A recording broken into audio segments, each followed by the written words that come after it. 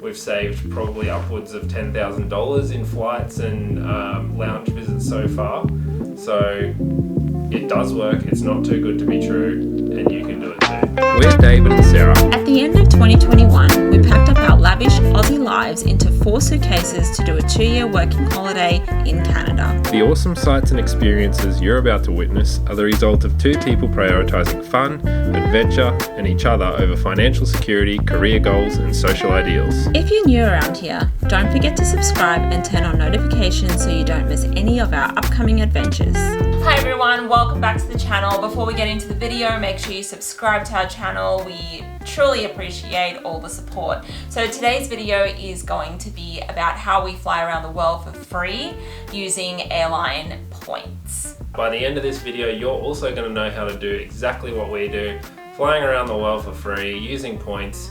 And it's not that hard. If you're watching thinking this is too good to be true, keep watching, because it's really not. It's very simple, and you're going to know how in just a minute. David will be speaking a lot more than me about this topic because he has a lot more knowledge, and I'll just be throwing in my 2 cents here and there. I know a lot of people are so against credit cards, so the first thing is don't be a skeptic. Keep watching the video. Not only do you have to not be skeptical about credit cards, they are a great tool if you use them correctly, but also don't be skeptical that this whole bonus points credit card points hacking system actually works, because we are proof that it does. Yeah. We have flown here, there and everywhere using points essentially for free, and we've saved probably upwards of $10,000 in flights and lounge visits so far. It does work, it's not too good to be true, and you can do it too. No one's sponsoring this video. We're just passionate about travel, and we're passionate about doing things on a budget and sharing our knowledge and experience with others so that they can get the benefit of that as well. So the second thing we're going to talk about is eligibility. To be eligible to make this work, all you'll need is to have an income sufficient for banks to want to loan you credit. You have to also be honest enough with yourself to know if you can handle having credit and not overspending and missing payments and all of that sort of thing, because that's where this will absolutely not work for you. You'll end up just costing yourself money and landing yourself in a whole heap of unwanted debt. You don't have to be a millionaire to be eligible for a credit card. There was 1 year where I was earning like less than $30,000 for the year. The bank still gave me a $6,000 credit card with 75,000 frequent flyer points, which is a one-way economy ticket to almost anywhere in the world. But we can't stress this enough, guys. If you don't have the self-control to handle credit, if you have a history of being impulsive with your spending and things like that, turn this video off right now. It's not for you. There's a very good reason why airlines will partner with credit companies and put on these massive bonuses, and it's not because they're lovely people and they're very generous. It's because they know that most people end up spending a lot of money paying off bad credit card debt at a high interest rate. The statistics show that only 22% of people can do what we do. So the third thing you would need to do is pick your program. For us, we chose Qantas. Qantas Frequent Flyer is a loyalty program of our largest airline in Australia.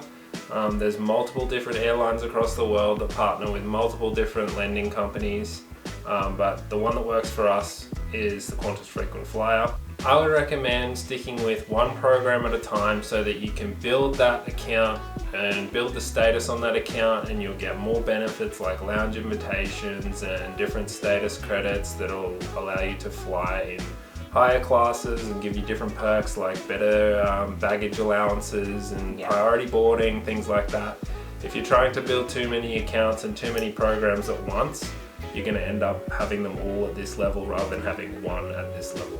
So this is probably my favorite dot point, but the next thing we want to talk about is the credit card perks and costs, which costs is not my favorite. The perks are. The first thing you need to know is that credit cards, most of them do have an annual fee. This is something that you'll pay either when you activate your card or when you make your first transaction. Not every card has an annual fee. Some, if you meet the spending requirements, they will actually waive the annual fee. Some you'll get a cash back on the annual fee so that you're not actually paying anything. Some, like the Amex that we have at the moment, it has quite a high annual fee. It has a $450 annual fee. But with that card, you're getting 4 lounge visits, which are worth, who knows, maybe $400. You're getting a $450 travel credit as well, which if you use that, it well and truly cancels out the annual fee that you initially paid. This takes us into our next point, which is picking your credit card. So you can find your credit card that suits you on Finder or Google Search or anywhere like that. Yeah, so for example, Qantas has a website where all the lending companies that they partner with, they have a portal on their website where you can go through and you can compare all the different credit cards, see which one works for you, which has the best credit limit for you, which has the best benefits for you, which has the lowest minimum spend, best bonus points, all of that sort of stuff. So the idea is to trade off all of those different aspects and get the best credit card for your situation. So you might be wondering, okay, how do we get these points? What is the catch? It's very, very simple. Once you've picked your credit card and you've figured out which one's the best for you, you've applied for it, you've been approved, all you have to do is meet the spending requirements of that card. Usually it will be somewhere in the vicinity of spend $3,000 within 3 months and you'll be eligible for your bonus points. So for example, the Amex that we have at the moment, when we applied for that card, the deal was spend $3,000 within 3 months and you'll get 120,000 frequent flyer points. But the key here is never spend money that you don't have cash. If you start spending credit that you don't have money to put back on the card as soon as you've used it, then you're going to get yourself into a big pickle. Most of the time, we just use that $3,000 in 3 months on fuel and groceries. So every week I would go and get the groceries and the fuel. It would come up to about $250 a week, and that equal to our minimum spend of $3,000. But that way we knew that that was money we were going to spend anyway, and we weren't going to go and buy a massive 80,000 inch TV. Exactly. If you're looking for ways to spend money so that you can hit your minimum spend, then it defeats the purpose of this whole video, so you might as well turn it off. The only way this works for you is if you're spending the money on things that you would have spent it on anyway. $3,000 in 3 months sounds like a lot of money, but you're going to find out it's actually nothing. You'll probably spend it in closer to 3 weeks than 3 months, because we just spend a lot of money these days. You can also put things on there as long as, once again, you have the cash in your account. You can put incidental expenses like your registration, your car servicing, anything that you can pay for with a credit card, you can put on there.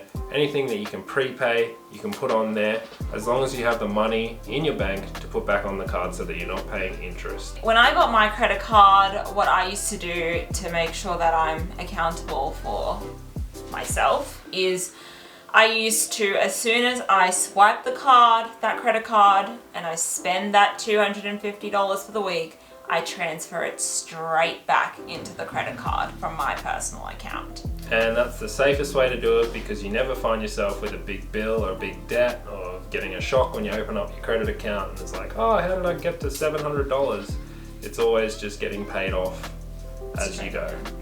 Once you do hit that minimum spend, normally on the next statement period, those bonus points will be deposited into your frequent flyer account or whichever program that you've chosen to go with. This takes us into our next stop point, which is cancelling your credit card straight after you've hit the minimum spend. The reason why you want to do this in most circumstances is because the sooner you do it, the sooner the banks will recognize you as a new customer again, and in 12 months or 18 months from the time you cancel, you can actually get that card again as a new customer and get those bonus points again. Another thing is, if you let it lapse for a whole year, you will be paying another annual fee at the end of the 12 months that you've had the card for. There are circumstances where holding onto your credit card is beneficial, but that's probably something for another video, so we'll get into that another time. If this video gets a lot of interest, we're probably going to break each of these dot points down into like a 5-10 minute video and really flesh them out for you. But hopefully this is enough of an overview to get you excited about earning some bonus points, earning some frequent flyer points, airline miles, whatever program you choose to go with, and get you in the air for free. It really works. It's not a joke. Do it. Go and apply for your credit card. This has changed our world. It changes the way you look at travel. It is affordable. I know there's a lot of people out there saying, well, but I can't afford to travel, flights are so expensive. Flights are the most expensive part of travel, and that's why this is such a big saving if you can get your head around it and you can get into it responsibly. So once again, if you found this video helpful, please subscribe to our channel and let us know in the comments below if you would like us to break down those points a little bit more. That's it for this one. We'll see you in the next video.